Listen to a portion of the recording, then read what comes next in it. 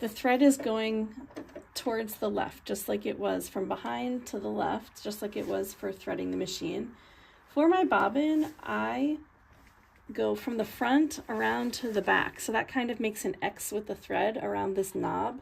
And there is a little picture showing that here. And then I take my bobbin and I go through from the inside. So from the middle part through the hole, and then I grab it. I put it on this little piece and then I move it over. I then turn the machine on, make sure it's on, and then this should now work. So I'm gonna hold this extra piece. I can make it a little shorter. I kind of like it like this. I try not to waste thread where I don't need to. So I make it this length. So if yours is too long, pull it back by winding your thread back. All right, so now my foot is on the pedal down at the bottom. Again, slow to medium speed. I wanna make sure that everything is smooth. Once I get some thread on the bobbin, I can now cut this extra thread that I'm holding, so I don't need to hold it anymore. I can cut it pretty close to the bobbin itself, and then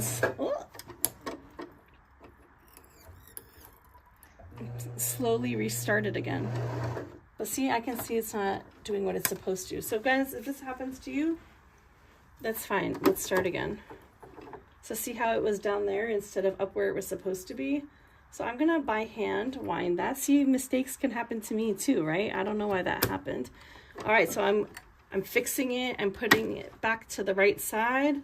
And then I like to kind of hold my thread usually so that I make sure the thread doesn't jump off. And now I can just press about medium. You hear how that sounds?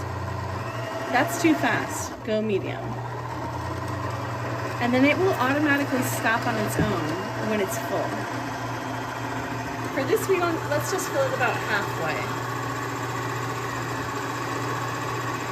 Okay? And that is how we thread the bobbin. And then I cut the thread, and now I can do my machine again. All right.